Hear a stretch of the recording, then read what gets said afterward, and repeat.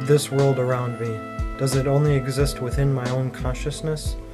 Or perhaps does the consciousness even exist at all? Is there a basis in anything, or are we doomed to ultimately give in to our Madhyamaka nihilist thinkers? Who am I, you might ask? The name attached onto this collection of experiences and dharmas you can call Dogen, born into samsaric existence in the 13th century Japan. After witnessing my own parents' death at an early age, I chose to completely devote myself to the Buddha and his teachings. I studied under the great Eisai and Myozen, masters of the Rinzai school of Zen Buddhism. However, it would not be until I reached China and studied under the Jutzing would I obtain total liberation of body and mind. Upon returning to Japan, along with my own successor Keizan, we would be considered the founders and patriarchs of the Soto school in Japan. Do not credit me great groundbreaking discoveries in Buddhist philosophy. Save the praise for my Buddhist predecessors. The Shobogenzo, or Treasury of the True Dharma, is considered to be my most notable collection of wisdom and insight, and it can offer a better understanding of the world around us, which is ultimately why you are here, isn't it?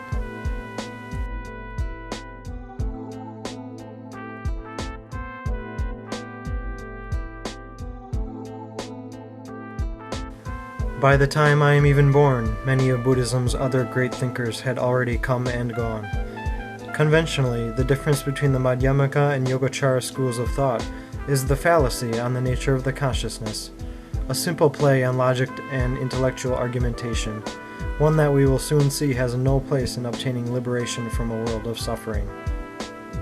The ultimate goal, the very reason one chooses to devote his life to the Buddha, is to experience enlightenment. Simply, this means experiencing reality, the ineffable pure existence. When we can view the world with eyes unclouded, our desires, attachments, and skandhas all fade away, and all that is left is inner peace and tranquility. Call it nirvana, sunyata, or satori. It is simply the realization that everything is interdependent. There is nothing extraordinary about nirvana. The only thing extraordinary is our refusal to accept the true nature of reality. Nothing inherently exists outside of our minds, and neither does the mind exist as a separate entity apart from the world. Mind and body are nothing more than a collection of impermanent particles that have no intrinsic existence themselves. The minds of the eternal Buddhas are just fences, walls, tiles, and pebbles, nothing more. Even our consciousness is not independent of the world around it. The consciousness exists so long as there are objects to be perceived by it. Shakyamuni obtained the wisdom of the universe by merely stilling the mind. Through zazen, or sitting meditation, we too can calm the mind and let our consciousness enter a mode where concepts like self and other, subject and object, fall away. What is left after these conceptions are broken down is the perfect understanding, the true Dharma I. I will require the aid of my written Shobogenzo to explain further the importance of zazen. The Shobogenzo is a difficult read, even for a native Japanese speaker. The reasons for this are mainly because of the vast amount of contradictions, invented words, and old Chinese expressions that I use. However, this in part allows us to question the nature of our logical device, the mind. By breaking down our mental capabilities, we inevitably get closer to the path of enlightenment. This is the focus around Zen Buddhism, through koan practice and meditation. We can attempt to understand at least part of this through my three philosophies and one reality argument. First, in the three philosophies, we must realize that, like Nagarjuna had said centuries ago, when we analyze or argue, we are limiting ourselves within the contents of our own minds. We have no choice but to think about this world at an intellectual level, in terms of an object and a subject to be perceived by it. The contents of our mind are specifically limited to three different philosophies: materialism, idealism, or a stance in between the two. It has to be one of those three. The mind normally does not perceive existence outside of subjects or objects. Actions do not belong to the same area as these intellectual constructs. They lead us in the direction of enlightenment. How can philosophy help us understand something that does not belong to the realm of intellect? We only live in reality and cannot fully grasp our minds around it. To eliminate suffering, we must too eliminate the magical and illusory nature of the world. It will be a long struggle within the mind, a battle between logic and the unexplainable. Zazen cuts through delusion like a sword that cuts through the flesh. Our inherent Buddha nature will slowly arise and replace selfness. In despair, our willpower, our own self, will eventually be crushed. What is left over is the reality we desperately seek, thusness. However, this does not mean we should dismiss the Buddha's teaching entirely from meditation.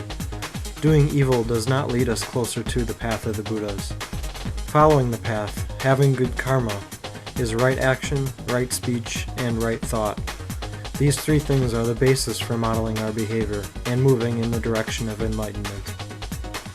Yet, karma only exists conventionally and does not exist at the ultimate level. Everyone should embrace the teachings of the Buddha, but realize that once the vehicle has been used to obtain nirvana, it must be discarded, because ultimately even the teachings are empty of existence themselves. To embrace my Taoist influences, in order to understand the state of mind one obtains while in Zazen, it is going back to the uncarved block, or the newborn baby. The baby does not discriminate between subject and object. It merely perceives the world without knowing its own self-existence, and desires no unnatural desires. Sometimes it is referred to as a state that has no opening. Zazen is our key to understanding. The nature of consciousness while practicing Zazen is fundamental in making connections between subject and object, body and mind. However, Zazen should not be looked at as the cause of enlightenment, but rather it facilitates the state, the enlightenment that is already existing in all things. We must try to remove the physical and mental boundaries that limit our understanding. Zazen does not reflectively conceptualize things like past, present, or future. Concepts such as these do not even arise while in a state of Zazen meditation. Zazen is outside temporal existence. It neither affirms nor denies it. While in meditation, one should focus on non-thinking. I even hesitate to use these words, non-thinking, because that implies that one is making a conscious effort to remove thought. By trying to remove thought, we still are stuck thinking. Therefore, we should look at Zazen as a state of without thinking. Mushin, or no mind, allows us to be in a natural state, one where the wisdom can be revealed to us. When we clutter our minds with thinking, one cannot seize the perfect understanding.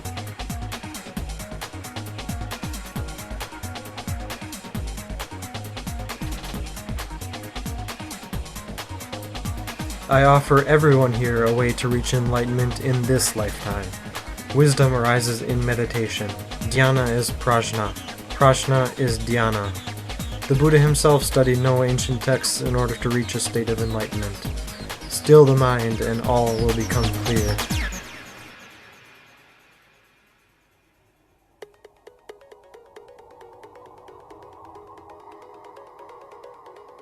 Yet, when all is said and done, it is still only our actions that determine how we view the world. Zazen meditation can transform our consciousness and allow us to comprehend reality in ways thinking could never accomplish. My noble Buddhist predecessors have made great progress since the time of the Buddha, by developing our minds and directing our studies. However, we must not mistake the moon for the finger pointing at it. In combination with our right thought and right speech, Zazen becomes the pivotal point, right action. It is the final turning on the wheel of Dharma.